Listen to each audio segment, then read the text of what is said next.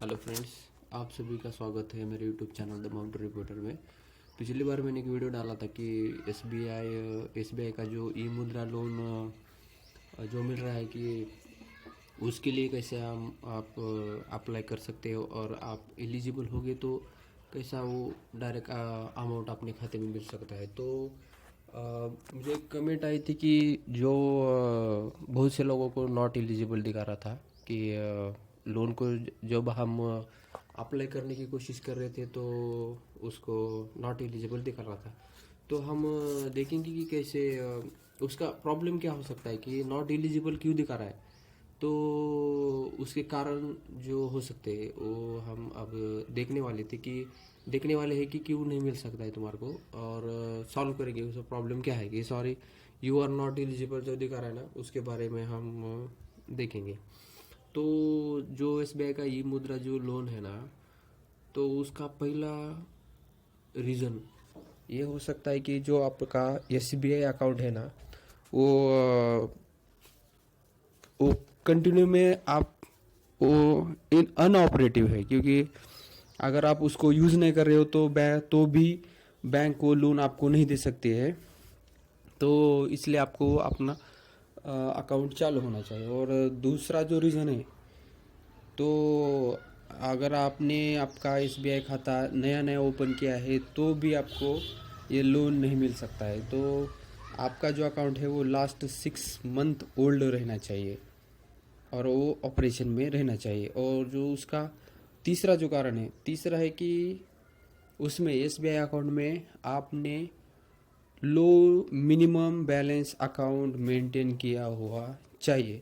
जैसे कि एसबीआई का जो मिनिमम बैलेंस मेंटेन करने के लिए जो बैंक कहती है, जैसे कि अपना मेट्रो में उसका चार्ज अलग है, मेंटेन करने का अलग अमाउंट रहना चाहिए, और रूरल एरिया में अलग है, और अर्बन एरिया में अलग है।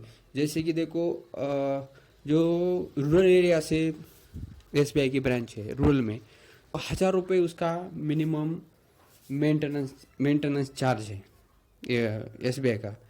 आपको खाते में 1,000 रुपये रखना चाहिए। और जो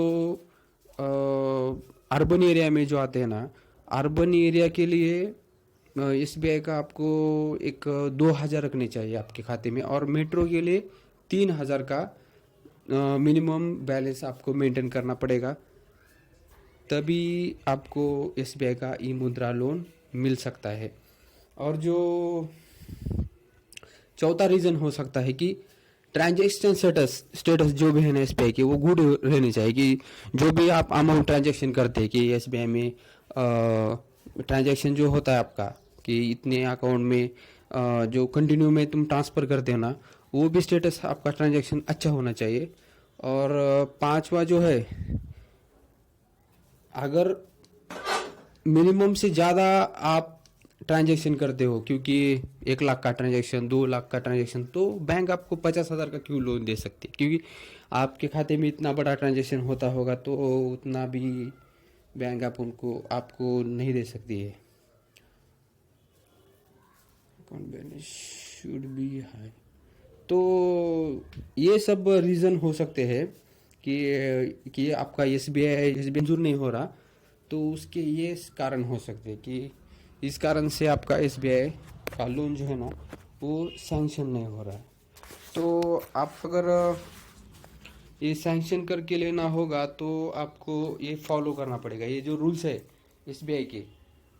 तो आपको मिनिमम उस पे ट्रांजैक्शन करने पड़ेंगे, एक तो आपके अकाउंट में, और दूसरा जो है मिनिमम बैलेंस आपको मेंटेन करना पड़ेगा 1-2 महीना। हाँ, और उसके बाद आपको री अप्लाई करना पड़ेगा। री अप्लाई करने के बाद आपको ये लोन सैंक्शन आप एलिजिबल दिखा सकते, क्योंकि जब तक आप ये उसके टर्म्स एंड कंडीशन फॉलो नहीं करते एसबीआई के, तब तक आपको ये ई मुद्रा लोन नहीं मिल सकता है। तो थैंक यू दोस्तों।